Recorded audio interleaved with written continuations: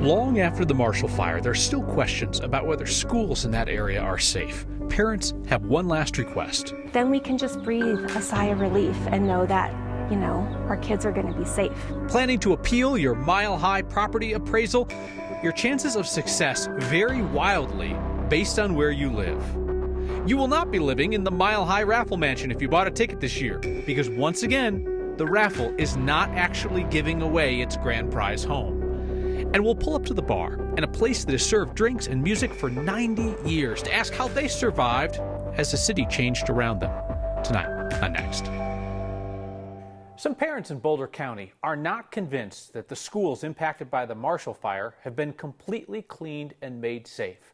We've talked about homes that need significant remediation work so they wouldn't make people sick. Now, almost a year and a half after that fire, Boulder Valley School District is testing for ash and char inside one school, one of 8 schools, targeted by parents who still have questions. Here's Kate Eastman. I believe that the first speaker we have is Lily Collins. Lily Collins worries her school isn't safe. Even though we cleaned it a little, I think we should clean it more. The 3rd grader goes to Coal Creek Elementary, one of the 8 schools that was in a plume of smoke from the Marshall Fire for hours. When my house had smoke damage, we had to throw away all of our stuffies, toys, and books. If her stuffed animals weren't safe at home, she's heard her mom, Laura Collins, wonder why the things inside the school were. But come October of last year, I'm going, whew, we're back in this house. This is amazing.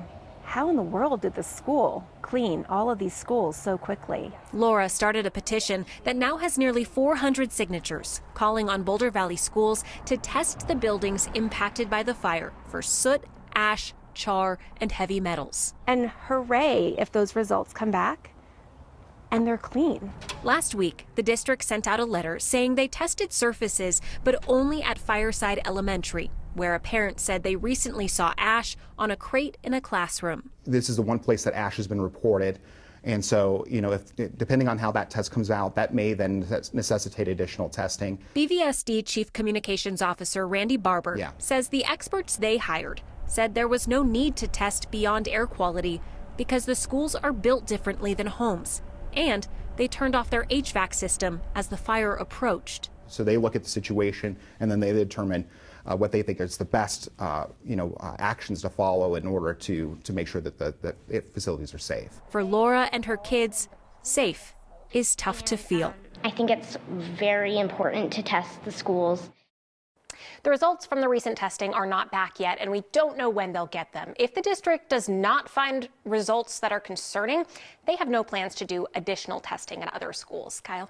Is there a standard? Is there a bar that they have to clear to say if the numbers are here, we're good? If the numbers are here, then we have to do such and such? No, and that's part of the confusion. There's no requirement for any type of testing, so the district is relying on experts, but parents say there's other experts that say other things. Kate Eastman, thank you. Colorado's assessors are bracing for a mighty wave of appeals this year. So every 2 years, they'll hear from some people who are upset about the assessments on their homes. But with property values skyrocketing and taxes soon to follow, assessors expect this year to be like no other. I think we're over 1,000 appeals as we speak after the first, 5 days or so.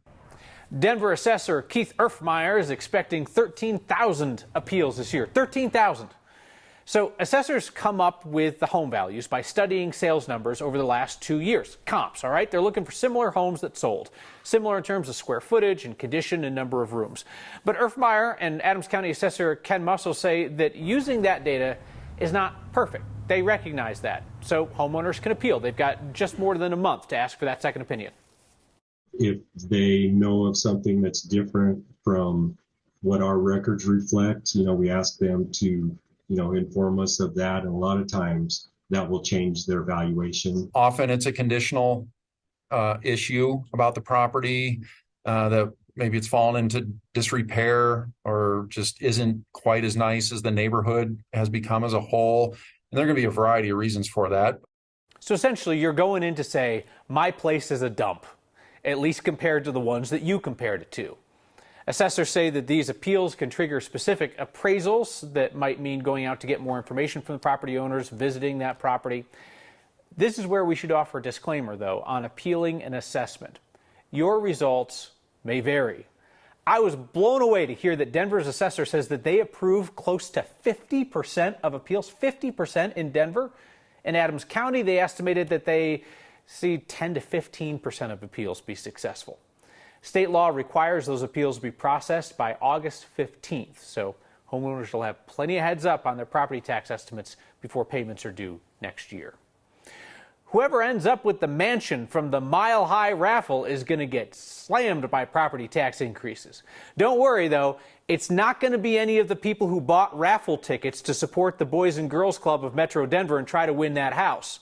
Because again, for the 15th year in a row, the Mile High Raffle won't actually give away the home you see in all the ads.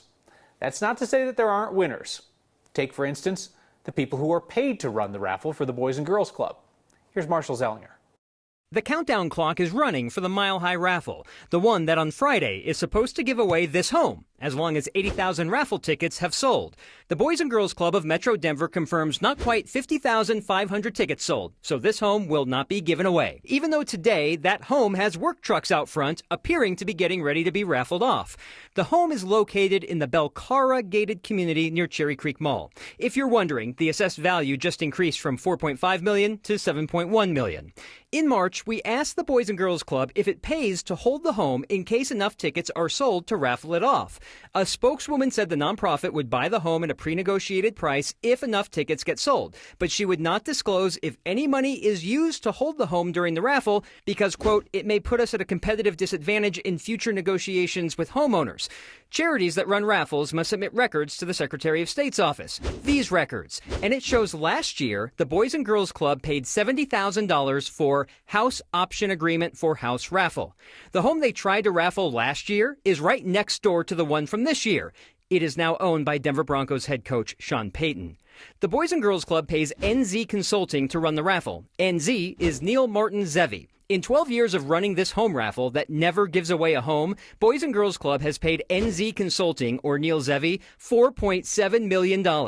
In a previous investigation, the San Diego Union Tribune found multiple charities paying him $17 million over a decade to run home raffles that rarely gave away a home. Zevi did not return my call in March or a call, text, and email message from earlier today. However, the fine print in the Boys and Girls Club of Metro Denver is clear that if fewer than 80,000 tickets are sold, the grand prize is cash. After all that, it's important to reiterate the raffle does result in prizes for people who donate, about a third of every donation. It results in money for programs for Boys and Girls Club, about a third of every donation. And it results in expenses, like hiring someone to not raffle a house, which is about not quite a third of every donation. Some of the other charities, Kyle, that hired NZ Consulting have since changed who they hire for these raffles, and at least one of them has started to raffle off a home when they previously didn't. They guarantee that. And one last thing. The Children's Hospital Mighty Millions raffle is not this one. They give away a home every year they've done their raffle. Going to say it again. The Mighty Millions raffle is the one for Children's Hospital. They do give away a home. The Mile High raffle for Boys and Girls Club has never given away a home. 15 years now. 15 years. Can I ask you an uncomfortable question that you may not want to answer? Sure. Is not giving away the home the goal? We've had a lot of people email us suggesting that that's the goal, or that they inflate the number of tickets that must be sold to give it away to a level that never gets it. Yeah. I don't know, because I think it all gets passed off to somebody else anyway. So if you're making your money for the charity, you're making money for prizes. Unless you're taking like the tax hit for the person, then if that makes you negative from what you thought you were going to be, that's where it makes it rough. If this consultant, if his goal is to give away the home, he's really bad at it because he doesn't give away the home, but yet he keeps getting hired, which tells me, I don't know. But somebody could have been Sean Payton's neighbor. That's cool. I know, but I did the math. The property taxes went up $13,000. Well, it's a good thing nobody's getting that home, I guess. This story's wild. Thank you, Marshall. So this summer, there will be young Coloradans who are hard at work on conservation projects, converting homes to be more energy efficient. They'll be getting their start in construction and healthcare. All of them working with the Mile High Youth Corps. That's a nonprofit that helps young people complete their GED and get started on a career. This week's Word of Thanks microgiving campaign is supporting that 3-decade-old nonprofit in our community that runs programs from the Denver metro area clear down to the New Mexico line. The core members work on all kinds of community projects, protecting Colorado's land and water, helping people add energy-efficient features to their homes, learning the ropes of healthcare and construction, and completing their GED or high school equivalency in the process.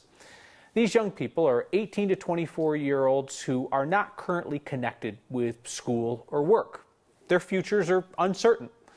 Mile High Youth Corps helps them overcome whatever barrier they have in their life to complete that phase of their education and to get launched on a career path with real-world experience that prepares them for the future.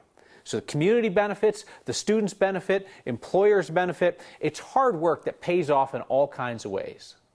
Scan the QR code on your screen or text the word thanks to 303-871-1491 to get that link to donate. As always, I'll match the first 50 donations of $5 to get us started. I mean, you want to take $5 and have it benefit our community several times over? This is it. Colorado takes another step toward reintroducing gray wolves. One thing missing, the wolves. And a Lodo landmark is turning 90. The dive bar years maybe 1,200. They're not shiny or new. Maybe that's why they lasted. That's next.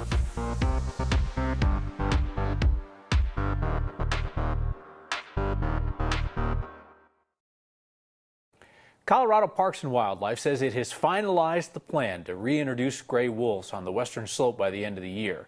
Just one issue. They still don't know where they're getting the wolves. In the final version of the plan, released today, CPW says it is still counting on getting wolves through agreements with Idaho, Montana, and Wyoming. Sure, Jan. Wyoming told us they're not providing the wolves. Idaho and Montana said they haven't had any formal discussions about it. Even Colorado's backup options, Washington and Oregon, said they have nothing formal. A plan with no wolves. Most of the final changes made to the reintroduction plan focus on concerns from ranchers on the western slope. The state's increasing the compensation for animals that are killed or injured by wolves. And there's a bill that's getting close to passing the state legislature, which would require the state to get federal approval to list the gray wolves as experimental rather than endangered. That would give the state more control over the wolf population.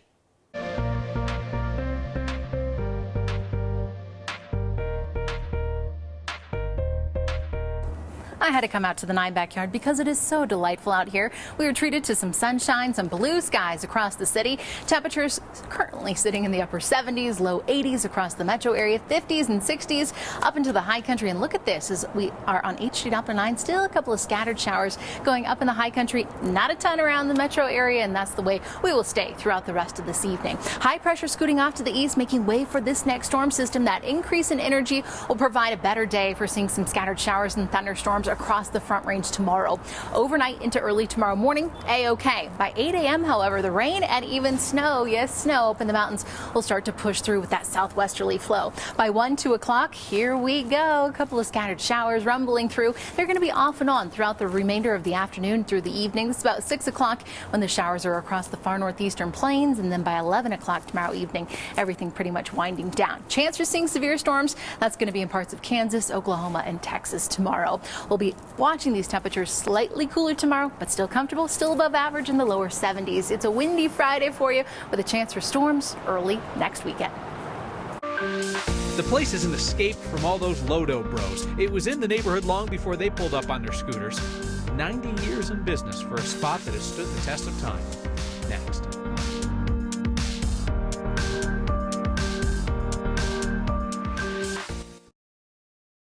An unassuming dive bar in Lodo has lasted through 90 years of Denver history.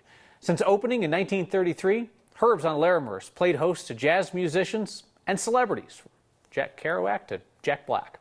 This weekend, they're going to celebrate with the everyday crowd that kept them running. We're at Herb's, 2057 Larimer Street. Herb's is it's a dive bar, and I mean that in the best sense of the word. Herb's has been here as Herb's for 90 years, and we're only the 5th owners. That's my wife, Cherie. And then we've had it 22 years. So the dive bar years maybe 1,200. I was a live local road warrior musician, so it's what I knew. And I grew up in small business, so that's what I knew. It's been creative. We do so much business out of such a small space that it doesn't have a lot of storage space, so we have to sometimes build up and walk on a beer floor. Yeah, that's a PBR floor. It's been chaotic. Patrick has been a manager here for 15 years. Our really good friend, Laura, they're together. Josh works here. It's the Herbs family, and Liam. This is the Herbs family. We're making the place look nice for the party on Sunday. And this place has a lot of its own energy, because this is 90 years of change down here, and people have died in here. We've had a ghost in here. You know, it's just a profound feeling in here. I don't know if I really own this place. I'm taking care of it right now, and it'll let me go when it finds its next owner, its next caregiver. It's just been so wrapped up in who I am. It's been such a symbiotic experience. Finding out about the deaths was a little bit of a turn, right? Didn't see that coming. Herb's official 90th anniversary celebration starts Sunday at 4. You know where they are. Our group project to get young people launched past obstacles in their lives into successful careers. That and your feedback next.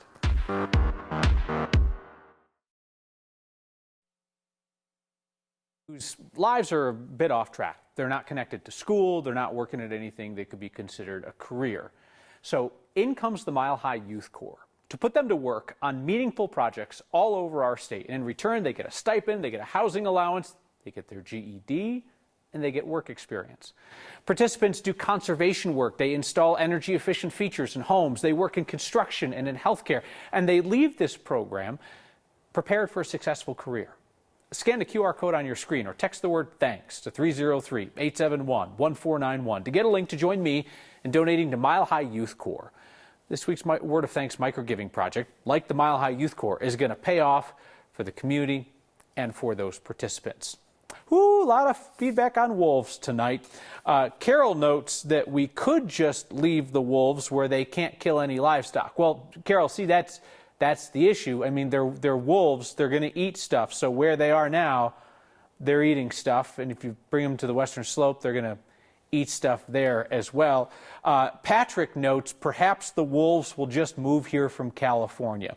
Don't you know that's the way it's going to work? The wolves will move here from California, bringing their values, and before you know it, Colorado will have wolf values. Izzy says her mom watching tonight had a good suggestion that if the wolves want to come to Colorado, they could just come on their own, and that in fact is what's been happening. They've been wandering down from Wyoming, where they're not as protected. See you next time.